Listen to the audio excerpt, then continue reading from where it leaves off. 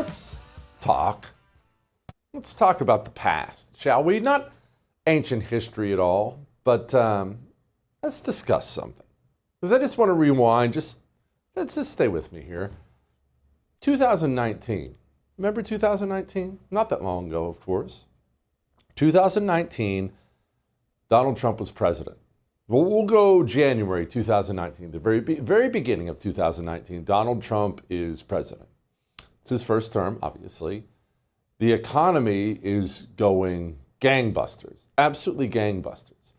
And if you were anybody in politics who's experienced with politics at all, and you're looking at Donald Trump's economic numbers, just his economic numbers, you're thinking this guy's going to get reelected. And this just stay with me, we're going somewhere with this.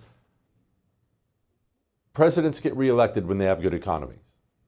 It's just one of those things that is a rule in American politics. It's very, very hard to get out a sitting president, to have him lose his reelection bid. Once you're there, it's easier to stay there. But presidents with relatively stable, it doesn't even have to be going gangbusters, but pretty stable, solid economies, they get reelected. Can't get rid of them. But the economy wasn't solid by the time his reelection came around. What happened there? COVID. We got a virus. America got a virus. A virus that a bunch of quacky people, and look, Donald Trump himself participated in this, I get that, but a bunch of quacky people decided that the world's economy should simply stop moving in response to this virus. You see, it was a virus, and a bunch of people, scientists, doctors, really smart people, they decided that kids shouldn't go to school, you shouldn't go to work, restaurants should close. Of course, you can go buy liquor, but you remember all that, of course. Now, a couple things. Where did we get that virus? Where did it come from? China, okay? Where did we get the idea that shutting down a country on purpose was an appropriate response to a virus? Because do keep in mind, I know I'm not trying to rehash COVID here, but keep in mind that idea is completely bonkers and has been rejected many times throughout history. Yes, portions of your economy will shut down when there's a virus, when there's some kind of a sickness, but you don't ever point to your economy and say, stop moving. Hey, close your business. But that idea went mainstream during COVID. Where did we get that idea? Also China. So we got the COVID from China. We got the idea to shut down our economy from China. And now we combine that with some things that we just learned recently. Kash Patel, FBI Director Kash Patel, just put out a very, very interesting report. The report is that China had mass-produced fake driver's licenses, American driver's licenses, and they fake-produced those mail-in or those driver's licenses because they wanted Joe Biden to win the election. They mass-produced fake driver's licenses so people could send in illegal votes so Joe Biden could win an election. All this is already ugly, is it not? All this is already nefarious. But wait, when you dig into it, it's actually even worse than that, you see, because the report doesn't just lay out that China created a bunch of fake IDs for people to go in and vote illegally. The report also shows that the FBI destroyed the evidence of all that. You see, a bunch of people in the FBI came forward and said, hey, the Chi-Coms, we have a report right here.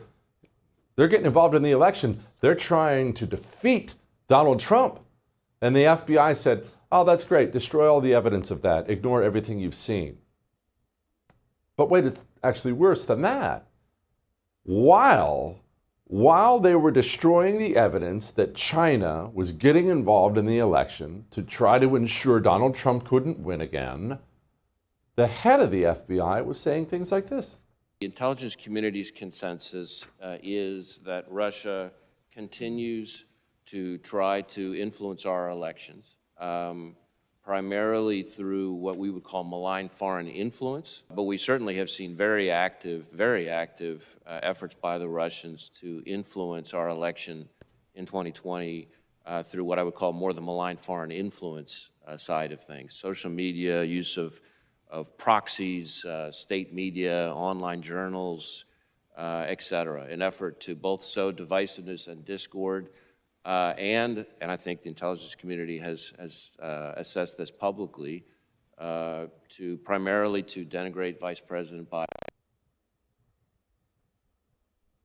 Kind of cut off at the end there, so you didn't hear it, but to denigrate Vice President Biden. While the FBI, remember, he gave that testimony after we knew this, while the FBI was in possession of knowledge, knowing there was a Chinese scheme to get Donald Trump out of office. They knew it. They knew about the driver's licenses. They knew about all of it. After they had knowledge of it, they destroyed that knowledge of it and then went to the American people repeatedly and told the American people that Russia was trying to win the election for Donald Trump. It's not just that we could potentially be looking at China unleashing a virus to get rid of Donald Trump in the presidency. It's that it looks like the FBI and the intelligence community was complicit in that. I understand we're supposed to sit here every single night and talk about Israel and Iran, but I'm sorry, if our intelligence community, including the FBI, is joining with communist China to bounce the Republican president to get Joe Biden into office, that's kind of the biggest story on planet Earth. Now let's combine that with some other things we know. Joe Biden and China. Now, if you've watched this show, if you've consumed any news from the right, at least over the last 4 years, you're aware of the connections, unbelievable connections. First of all, let's talk about Air Force Two being vice president. When you are the vice president of the United States of America, I know you are not a king, I get that, but how other countries look at it is you are.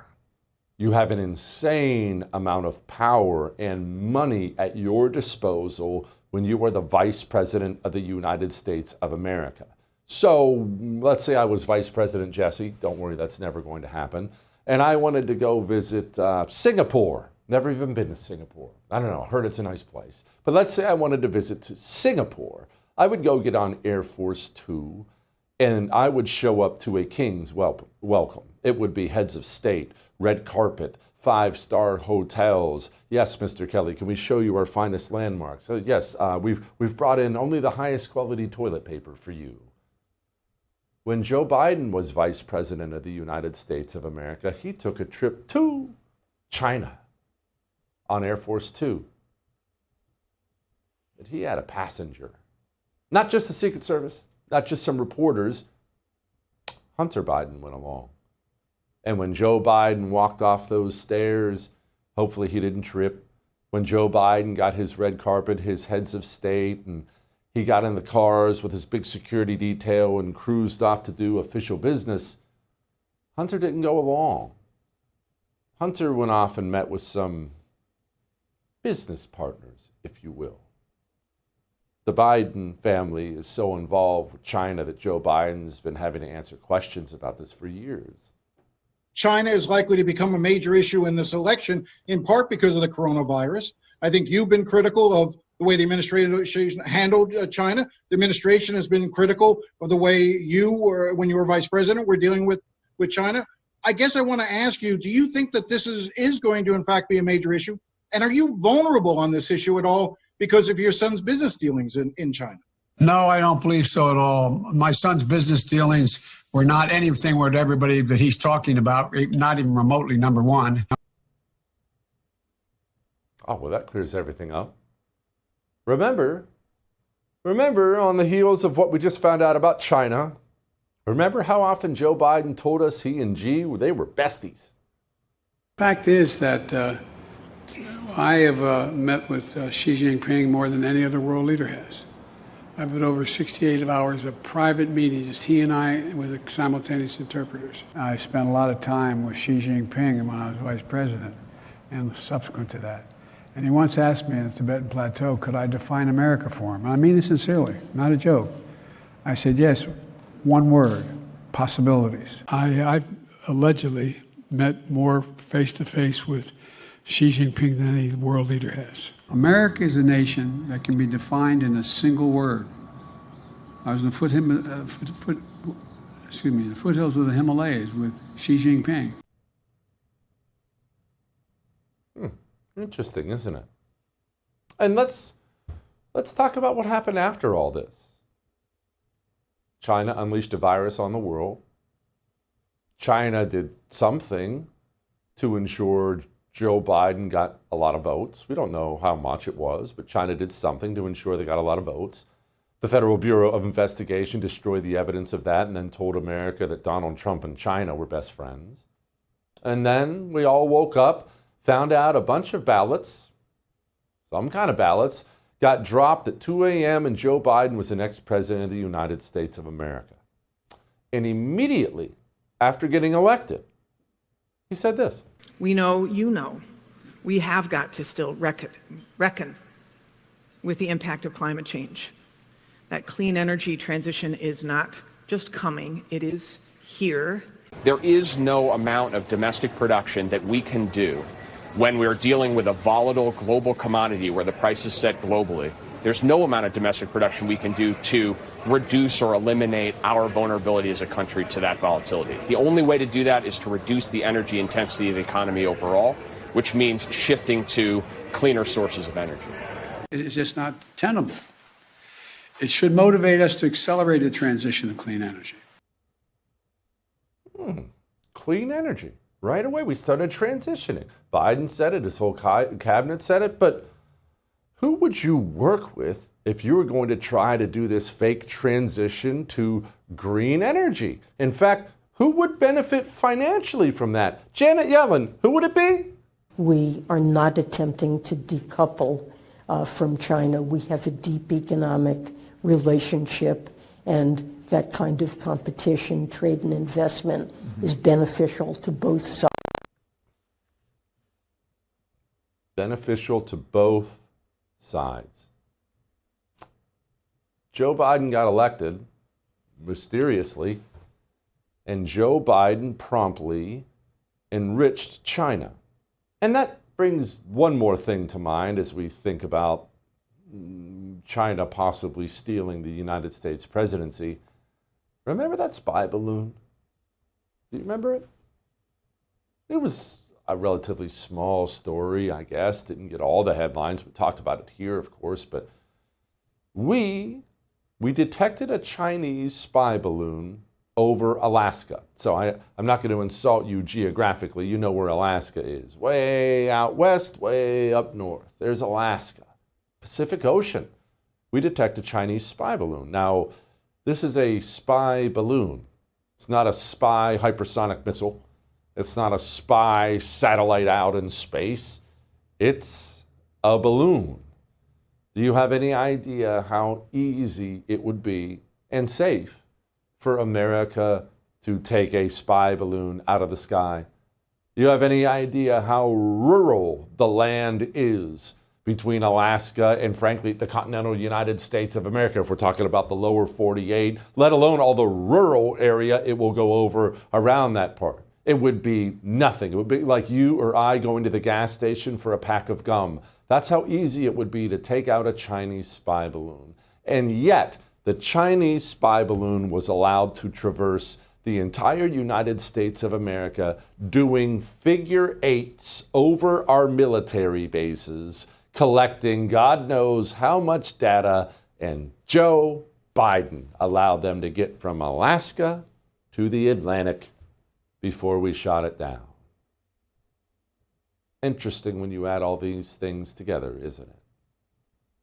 All that may have made you uncomfortable, but I am right. I would thank you for coming to my YouTube channel, but I know how brilliant it is, and I know you love it here. So subscribe and watch. We're going to start really ramping things up and putting some funny stuff, some interesting stuff out there, some collaborations. Either way, my YouTube channel is officially the place to be. So stick around.